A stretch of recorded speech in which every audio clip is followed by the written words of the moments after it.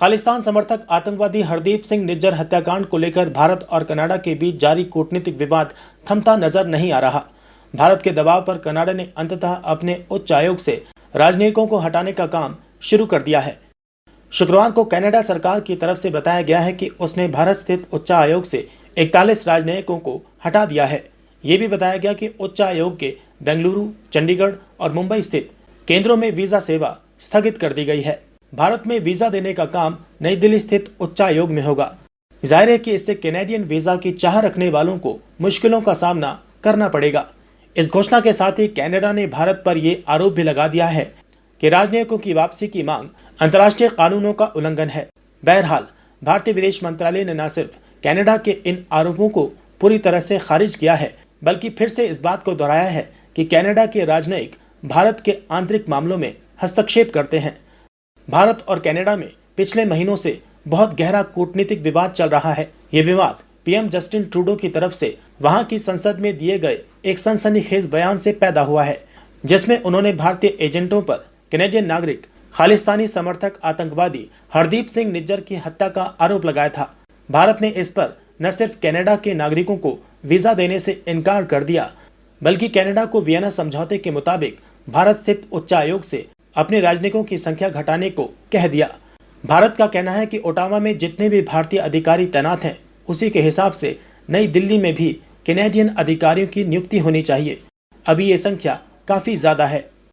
वीरवार देर रात कनाडा के विदेश मंत्री मेलानी जॉली ने कहा कि हम इस बात की पुष्टि करते हैं कि भारत ने आधिकारिक तौर पर यह बताया है कि वे 20 अक्टूबर 2023 से कनाडा के 21 राजनयिकों व उनके स्वजन के अलावा अन्य सभी राजनयिकों को कूटनीतिक छूट अपने आप हटा देगा। इसका मतलब है कि कनाडा के 41 राजनयिकों और उनके आश्रितों को मिली कूटनीतिक छूट अब खत्म की जा सकती है।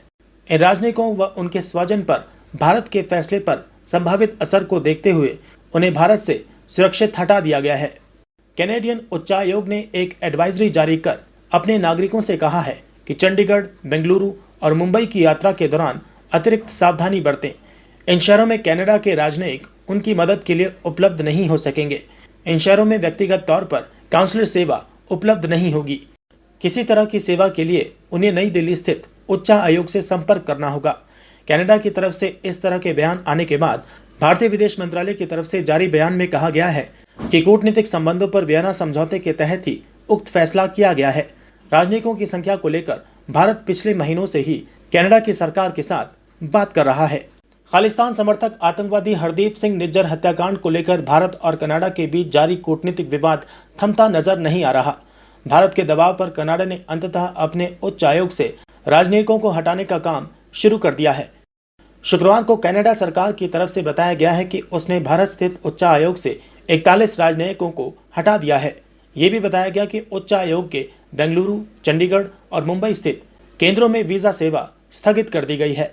भारत में वीजा देने का काम नई दिल्ली स्थित उच्चायोग में होगा। जाहिर है कि इससे कैनेडियन वीजा की चाह रखने वालों को मुश्किलों का सामना करना पड़ेगा। इस घोषणा के साथ ही कनाडा ने भारत पर यह आरोप भी लगा दिया है कि राजनयिकों की वापसी की मांग अंतर्राष्ट्रीय कानूनों का उल्लंघन है।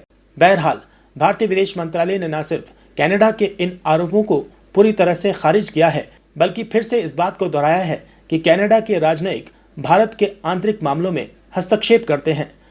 भारत और कनाडा में पिछले महीनों से बहुत गहरा कूटनीतिक विवाद चल रहा है। ये विवाद पीएम जस्टिन ट्रूडो की तरफ से वहां की संसद में दिए गए एक सनसनीखेज बयान से पैदा हुआ है, जिसमें उन्होंने भारतीय एजेंटों पर कैनेडियन नागरिक खालिस्तानी समर्थक आतंकवादी हरदीप सिंह निज्जर की हत्या का आरोप लगाया था। भारत ने इस पर न सिर्फ कनाडा के नागरिकों को वीजा देने से इनकार कर दिया, बल्कि कनाडा को वियना समझौते के मुताबिक भारत स्थित उच्चायोग से अपने राजनयिकों की संख्या घटाने को कह दिया। भारत का कहना है कि ओटावा में जितने भी भारतीय अधिकारी तैनात हैं, उसी के हिसाब से नई दिल्ली में भी कैनेडियन अधिकारियों की नियुक्ति होनी चाहिए। अभी ये संख्या काफी ज्यादा है। वीरवार देर रात कनाडा के विदेश मंत्री मेलानी जॉली ने कहा कि हम इस बात की पुष्टि करते हैं कि भारत ने आधिकारिक तौर पर यह बताया है कि वे 20 अक्टूबर 2023 से कनाडा के 21 राजनयिकों व उनके स्वजन के अलावा अन्य सभी राजनयिकों को कूटनीतिक छूट अपने आप हटा देगा। इसका मतलब है कि कनाडा के 41 राजनयिकों और उनके आश्रितों को मिली कूटनीतिक छूट अब खत्म की जा सकती है। इन राजनयिकों व उनके स्वजन पर भारत के फैसले पर संभावित असर को देखते हुए उन्हें भारत से सुरक्षित हटा दिया गया है। कैनेडियन उच्चायोग ने एक एडवाइजरी जारी कर अपने नागरिकों से कहा है कि चंडीगढ़, बेंगलुरु और मुंबई की यात्रा के दौरान अतिरिक्त सावधानी बरतें। इन शहरों में कनाडा के राजनयिक उनकी मदद के लिए उपलब्ध नहीं हो सकेंगे। इन शहरों में व्यक्तिगत तौर पर काउंसलर सेवा उपलब्ध नहीं होगी। किसी तरह की सेवा के लिए उन्हें नई दिल्ली स्थित उच्चायोग से संपर्क करना होगा।